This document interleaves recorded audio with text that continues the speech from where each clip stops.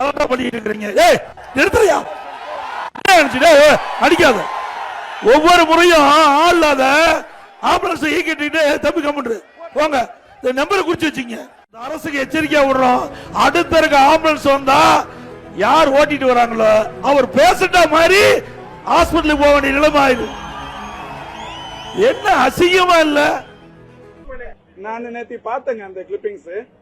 அவர் எங்க போறாரோ அங்க ஆம்புலன்ஸ் வருதுன்றாரு. இதுல என்ன வேடிக்கையான விஷயம் என்ன தெரியல. அவர் பெரும்பகுதி இந்த அவருக்கு ஆதரவு திரட்டுறதுக்காக போறது சாலைகள்ல போறாரு, பிரதான சாலைகள்ல போறாரு. இந்த ஆம்புலன்ஸ் தமிழ்நாட்டில் 1330 ஆம்புலன்ஸ் இருக்கு, 108 ஆம்புலன்ஸ். இந்த 1330 ஆம்புலன்ஸுமே உயிர் காக்கும் சேவையை செய்து கொண்டிருக்கிறது. எங்கேயாவது விபத்து, அது கிராமப்புறங்களில் இருந்தாலும், மலை கிராமங்களில் இருந்தாலும், நகர பகுதிகளில் இருந்தாலும், மாநகராட்சி பகுதிகளில் இருந்தாலும், ஒரு 8-10 மணித்துளிகளுக்குள் அந்த ஆம்புலன்ஸ் விரைந்து சென்று உயிர்களை காக்க வேண்டும்.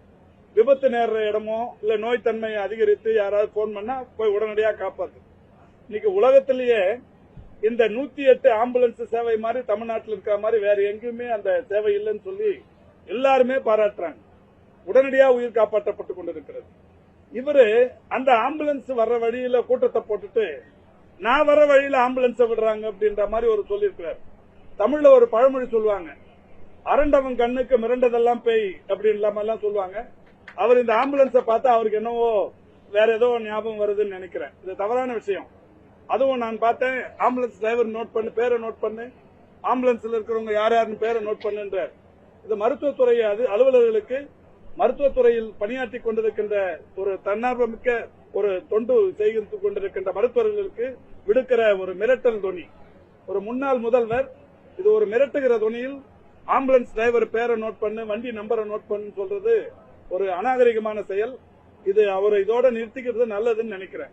என்னன்னா இது பொதுமக்கள் இடையே அவருக்கு இன்னும் கூடுதல் எதிர்ப்பை உருவாக்கி தருமே தவிர அவருடைய எதிர்ப்பை நிலைநிறுத்துவதற்கு செய்து கொண்டிருக்கின்ற இந்த காரியம் இன்னமும் அவருடைய அந்த குவாலிட்டியை குறைக்கிறதுக்கான ஒரு விஷயமா தான் இருக்கும். அவருடைய பேச்சு நேற்று பார்த்ததுல இருந்து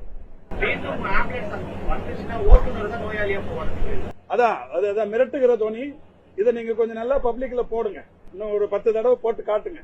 எடப்பாடி பேசினத 108 ஆம்புலன்ஸ் டிரைவர் மீண்டும் எங்க ஊரு கூட்டத்துக்குள்ள வந்தாருன்னா 108 டிரைவர் அவர் நோயாளியா வீட்டுக்கு திரும்புவார்னு எடப்பாடி சொல்றாருங்கிறத திரும்ப திரும்ப உங்க டிவியில காட்டுங்க.